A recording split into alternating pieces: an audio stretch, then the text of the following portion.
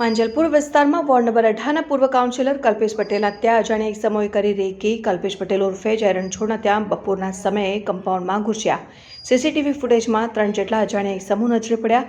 લૂંટના ઈરાદે આવ્યા હોવાનું કાઉન્સિલરનું અનુમાન। સીસીટીવી જોઈને રેકી કરી અજાણ્યા ઇસમો ફરાર।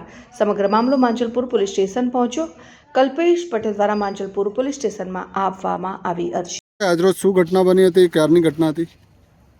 આજે લગભગ 2:15 થી 2:30 વાગ્યાની વચ્ચે લગભગ 2 ગાડી, એક ફોર્ચ્યુનર અને એક ટેક્સી ગાડી, એવી રીતે 2 ગાડીની અંદર ઘસી આવી હતી અને મારા ઘરની અંદર ગૃહ પ્રવેશ કરીને લગભગ 3 વ્યક્તિ અજાણ્યા શખ્સો દેખાઈ છે સીસીટીવી ફૂટેજમાં। એ કયા ઈરાદે આવ્યા હતા, લગભગ એમના ચહેરા જોતા એવું ચોક્કસ લાગે છે કે લૂંટના ઈરાદે આવ્યા હોય એવું લાગે છે, પણ પોલીસમાં અરજી આપી છે।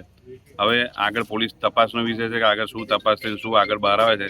મને ચોક્કસ ન્યાય છે કે ભારતીય જનતા પાર્ટીની સરકાર છે અને આપણા ડેપ્યુટી સીએમ અને ગૃહ પણ સંભાળે છે એવા આપણા હર્ષભાઈ સંઘવી, જે પોલીસ તંત્ર માટે દિવસ રાત મહેનત કરીને જે ચિંતા કરી રહ્યા છે, તો ચોક્કસ મને ન્યાય અપાવશે એવી મને લાગણી છે।